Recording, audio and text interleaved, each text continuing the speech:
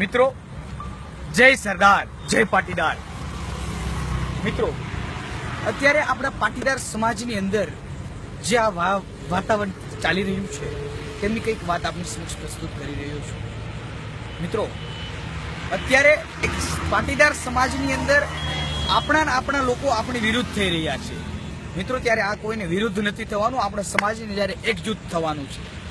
મિત્રો, હું તમને છાતી ઠોકીને એમ કહી રહ્યો છું કે 12 મહિનાથી જે વ્યક્તિ આંદોલન ચલાવી રહ્યો છે, જેમણે આપણા સમાજને એકત્રિત કર્યો છે, કડવા અને લેવા પાટીદારને એક કર્યા છે। મિત્રો, જો કોઈ તે વિરલો હોય તો તે આપણો હાર્દિક પટેલ છે। મિત્રો, બાકી જો મિત્રો અત્યારે ઉદયપુરની અંદર રહેલો હાર્દિક પટેલ, મિત્રો હું તમને છાતી ઠોકીને એક પાટીદાર, એક લેવા પટેલ ને એક કડવા પટેલ તમામને જો એક કરવા વાળો જો હાર્દિક પટેલ હોય તો હું છાતી ઠોકીને તમને ચેલેન્જ કરું છું કે મિત્રો, આપણા સમાજના તમામ ભાઈઓ બહેનોને જણાવું છું કે આ એક વ્યક્તિ એવો છે મિત્રો, સમાજની અંદર કાંઈ પણ થશે, કોઈ પણ તેમને લાલચ આપશે પણ આ ક્યારેય ફરશે નહીં। મિત્રો, એમની આ 12 વર્ષની કામગીરી જોઈને હું તમને ચેલેન્જ આપી રહ્યો, ખુલ્લી ચેલેન્જ, એક ઓપન ચેલેન્જ છે મિત્રો। બાકી મિત્રો, જો હાર્દિક પટેલ ધારે ને મિત્રો, કોઈ પણ પાર્ટી તેમને સપોર્ટ આપતી હતી, તેમને ધારાસભ્ય વિધાનસભાની અંદર કોઈ પણ સીટ આપી દે, ધારે તેટલા પૈસા પણ આપી દે, પણ આ વ્યક્તિ એવું ન કર્યું, કારણ કે તેને સમાજની સાથે રહેવું હતું મિત્રો। એને સમાજ સાથે દગો નથી કર્યો। બાકી મિત્રો, 2-3 દિવસની જે ભાજપની મિટિંગો ચાલી રહી છે તેની અંદર ઘણા લોકો એમ કહે છે કે આઈએએસ થવું હોય તો અનામતની જરૂર છે, પણ તમે એકવાર ખુલાસો કરો કે અનામતની જરૂર ક્યાં છે? કઈ મેરેજ કરાવી દે અને છોકરાને ભણાવી દે અને અબ્રામાની અંદર સ્કૂલો બનાવી દે તો એમ થવાથી કાંઈ મિત્રો અનામતની જરૂર પૂરી નથી થઈ જવાની। એકવાર બીબીસી નો સર્વે કરાવો કે પાટીદારની અંદર કેટલા લોકો ગરીબ છે અને કેટલા અમીર છે। બાકી જે અમીર છે તેમને ના આપતા અનામત નથી જોતી પાટીદારોની અનામત મિત્રો। બાકી જે ખરેખર આ પાટીદાર સમાજની અંદર જે બિચારો અમીર ગરીબ છે તેમને તો અનામત મળવી જોઈએ ને, એક સ્વાભાવિક વસ્તુ છે। બાકી મિત્રો, આ કોઈ ગુનો નથી કરી રહ્યા, એક અનામતની માગણી જ આપની સમક્ષ કરી રહ્યા છે, આ કોઈ ગુનો નથી। પણ મિત્રો, હું તમને એટલું કહેવા માંગુ છું, જ્યારે ભાજપ સરકારનું કોઈ પણ બેનર ઉપર નામ જ નથી, પાટીદાર અભિવાદન સમિતિ સમારોહ એવું નામ છે, પણ મિત્રો હું તમને એટલું કહીશ કે જે આ પાટીદાર અભિવાદન સમિતિ સમારોહની અંદર જે વસ્તુ બની ગઈ તેમને હું આપની સમક્ષ ખુલાસો કરીશ કે એક વસ્તુ એ બની કે પાટીદાર અભિવાદન સમિતિ તો આ સ્ટેજ ઉપર કેમ ભાજપના જ નેતાઓ બધા જ ભાજપ, જ્યારે પાટીદારના તમામ નેતાઓનું તમે જ્યારે જે વસ્તુ એમનું એક સમારોહનું અભિવાદન કરવા જઈ રહ્યા છો, તમામ પક્ષના નેતાઓને બોલાવો, કેમ નહીં? ચાહે કોંગ્રેસ હોય, ભાજપ હોય, આરએસએસ ગમે તે હોય, કારણ કે એ બધા નેતા છે કોને આપણે સમાજના છે ને, તો એ બધાનું સન્માન કરો। એ બધા જ વ્યક્તિઓ આપની સેવા, કોર્પોરેટર હોય, ધારાસભ્ય કોઈ પણ હોય, એ કરવાના છે કોની સેવા?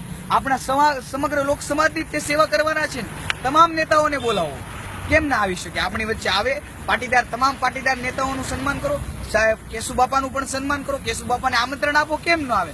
કેશુબાપાની તબિયત ખરાબ હોય, કેશુબાપા સોમનાથ દર્શન કરવા જઈ રહ્યા, કે હું છાતી ઠોકીને કહું છું, કેશુબાપાને તમે કયો એટલે એ આપણી સભાની અંદર તેમને આવવું જ પડે, અને પોતે આવે, તે એક લાગણીશીલ માણસ છે, પાટીદાર સમાજના જે મુખ્યમંત્રી રહી ગયેલા છે। મિત્રો, વસ્તુ એ છે કે પાટીદાર અભિવાદન સમિતિ સમારોહ એક ગોઠવવાનું જો કોઈ કારણ હોય તો મિત્રો તમે અંદરની લાગણીથી જુઓ તો સમગ્ર પ્રકારનું એક આ કાવતરું જ છે મિત્રો। સમાજ જ્યારે ભાજપની મિટિંગ કરે તો એને ખબર છે કે હોવાળો થવાનો જ છે, એટલે પાટીદાર અભિવાદન સમિતિ સમારોહ, કારણ કે બધા આવવાના છે, પાટીદારોને એમ છે ચાલો ભાઈ આપણો કાર્યક્રમ છે, ભાજપ સરકાર આપણી થઈ ગઈ। મિત્રો, જ્યારે આ 14 લોકોને જ્યારે આપણા શહીદો થઈ ગયા છે પાટીદાર સમાજને, એ લોકો આપણે અનામતની જરૂર નથી, પણ આપણા છોકરાઓ આવશે એમને તો અનામતની, એ આપણા માટે લડીને મિત્રો શહીદ થઈ ગયા છે, એને કોઈ બીજો આધાર નહોતો મિત્રો।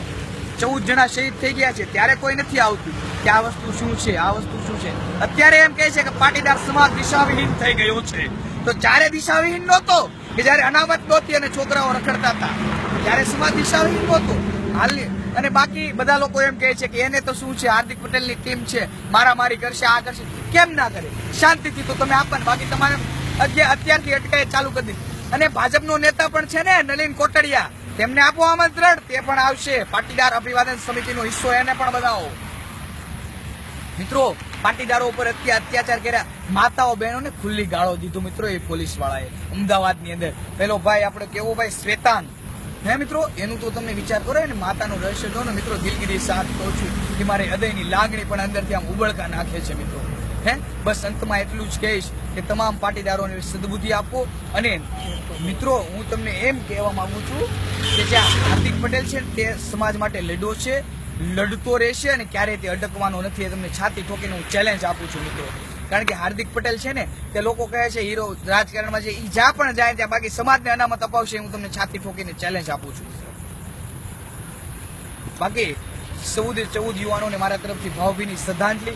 અને તમામ મિત્રોને કાલે, અને એક વસ્તુ તમને એ કહી દઉં કે સરકાર એમ કહે છે કે અમે બધું કર્યું છે, અને પણ તમે જો આનંદીબેનની સરકાર હતી ને મિત્રો, કે તેમણે જે આ જીએમડીસી ગ્રાઉન્ડની અંદર જે અત્યાચાર કર્યો તેનું એક જનરલ ડાયરનું એ નામ નથી બતાવી રહી. તો આ સરકાર પાસે પાટીદાર સમાજ બીજી આશા શું રાખે? બસ 2017ની વોટબેંક સંભાળવા તમામ કાર્યોને કાવતરા થઈ રહ્યા છે.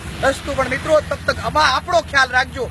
આપણી જો અંદરથી 14 શહેરની શ્રદ્ધાંજલિને એળે ન જવા દેતા મિત્રો, હજી છાતી ઠોકીને દિલગીરી સાથ તમને કહી રહ્યો છું કે આપણી શ્રદ્ધાંજલિ છે ને મિત્રો, આ 14 યુવાનોએ પોતાના જીવ તેમની માતાઓ બહેનો શ્રદ્ધાંજલિને એળે ન જવા દે. અંતમાં બસ જય સરદાર, જય પાટીદાર.